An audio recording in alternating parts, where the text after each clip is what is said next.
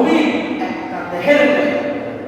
যখন তোমার আঙ্গুলে কাটা লাগে, তোমার কলিজায় লাগে, তোমার দেহতে লাগে, তোমরা প্রত্যেকটা মুমিন মুসলমান একটা দেহের মতো।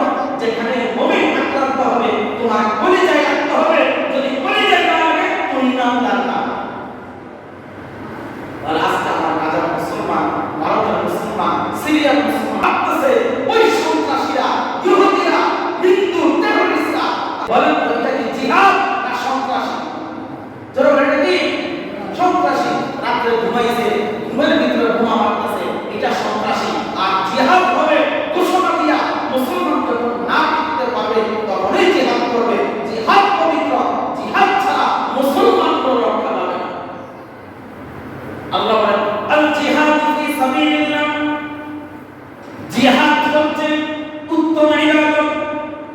মুমিন যদি, মুসলমান যদি তার অধিকার বাস্তবায়ন করতে চায় তাহলে তার জিহাদ করতে হবে। জিহাদ ছাড়া কাফেরদের কাছ থেকে বিজয় অর্জন করা যাবে না। আল্লাহ পাক রব্বুল আলামিন বলেন ইন্নাল্লাহা আশতারা মিনাল মুমিনিনা আনফুসাহুম ওয়া আমওয়ালাহুম বিআন্না লাহুমুল জান্নাহ। নবীজিকে আল্লাহ তাআলা বলেন, নবীজি আপনার উম্মতদেরকে বলুন নিশ্চয়ই ইন্নাল্লাহা আশতারা মিনাল মুমিনিনা আনফুসাহুম ওয়া আমওয়ালাহুম বিআন্না লাহুমুল জান্নাহ। হে নবী আপনি বলেন নিশ্চয়ই আমি ইমানদারের জান মাল সব কিছু দিলাম শুধু একটি বিনিময়। কিসের বিনিময়? জান্নাতের বিনিময়। আল্লাহ পাক রব্বুল আলামিন বলেন ইউকাতিলুনা ফি সাবিলিল্লাহি ফায়াকতুলুনা ওয়া ইউকতালুন। আমি যে জিহাদ ফরজ করে দিয়েছি, ইউকাতিলুনা কাফেরদেরকে হত্যা করো, যারা মুসলমানদের উপর আক্রমণ করবে তাদেরকে হত্যা করো। ফায়াকতুলুনা ওয়া ইউকতালুন, তুমিও শহীদ হও। কি হও? কি বলছে আল্লাহ? এটা আমার কথা না আল্লাহর কথা? আল্লাহ কোরআন বলতেছে যারাই তোমাদের উপর অত্যাচার করবে জিহাদের ঘোষণা দাও।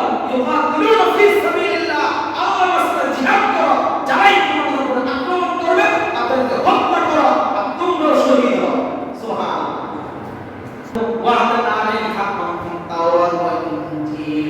আমি শুধু এই বিধানকে, আমার ওয়াদাকে আমি এরকম ভাবে ফুটিয়ে তুলেছি তোমরা কি জানো?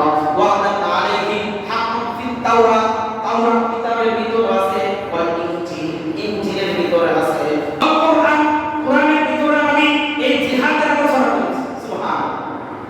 এই জিহাদের আলোচনা কোথায় আছে?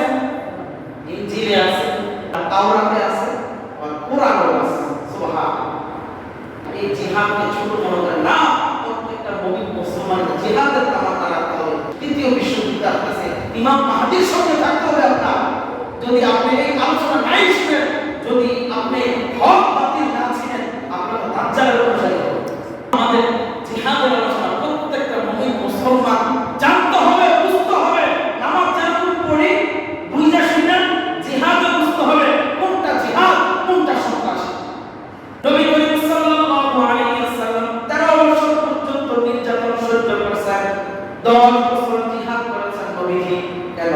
ইসলাম দ্বীন, আল্লাহ তাআলার দ্বীনকে প্রতিষ্ঠার জন্য, আল্লাহ তাআলার দ্বীনকে জিন্দা রাখার জন্য।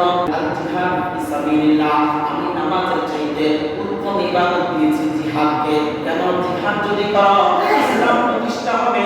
যখন তোমার উপর আক্রমণ হবে তুমি যদি বুঝা তবজি করো, এই তবজি দিয়ে তুমি জান্নাতে যাইতে পারবে না।